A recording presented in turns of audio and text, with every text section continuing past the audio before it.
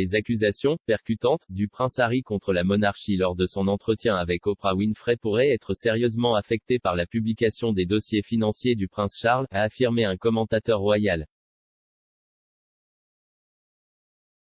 Le bureau du prince Charles a insisté sur le fait qu'il avait payé une somme substantielle à son fils, le prince Harry, pour l'aider dans son déménagement en Amérique.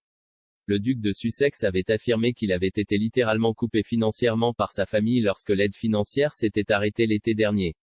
Le rédacteur politique des ITV Good Morning Britain, Ranveer Singh, a discuté des implications de la dernière publication sur les comptes des ménages royaux. Elle a déclaré aux téléspectateurs, le porte-parole de Clarence House a déclaré qu'il ne pensait pas qu'il y ait une grande différence entre ce que le prince Harry disait et ce que les comptes du prince Charles montrent. Ce que cela montre, c'est que pour le prince William et Harry, la facture du prince Charles était de 4,5 millions de livres sterling. Ce que Clarence House admet, c'est que Harry voulait être financièrement indépendant, et en fait, ils y ont très bien réussi.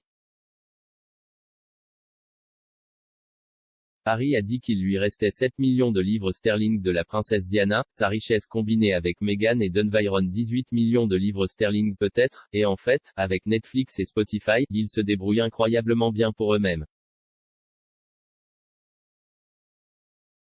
Madame Singh a poursuivi, mais, je suppose, le problème avec ce récit aujourd'hui est que les gens ont décrypté certaines des critiques qu'il a formulées à l'encontre de la famille royale. À l'époque, cela a eu beaucoup d'impact lors de l'interview d'Oprah Winfrey. Maintenant que le temps a passé, les gens sont un peu plus médico-légaux à ce sujet, et c'est le récit auquel ces comptes s'ajoutent. Je suppose que c'est à propos de ce que Harry voulait vraiment dire. Ils ont fait une déclaration réfutant toute affirmation selon laquelle ils auraient induit le public en erreur sur cette phrase, littéralement, être coupé financièrement.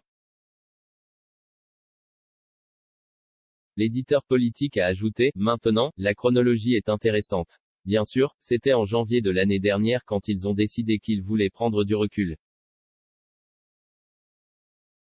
Ils ont quitté leur fonction royale vers la marche. Le duc avait dit à Oprah Winfrey qu'il avait cessé de recevoir un soutien financier de la famille au cours du premier trimestre de l'année. Madame Singh a déclaré à GMB, ce que montrent les comptes de Clarence House, c'est que le prince Charles a continué à leur donner de l'argent du duché de Cornouailles jusqu'au début de l'été environ. On pense donc peut-être entre avril et juillet. Dans la déclaration des Sussex, leur porte-parole a déclaré qu'ils confondaient deux calendriers différents et qu'il est inexact de suggérer qu'il y a une contradiction.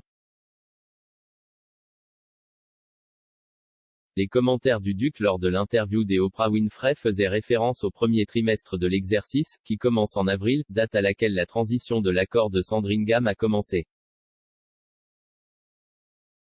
C'est, disent-ils, en accord avec les comptes de Clarence House.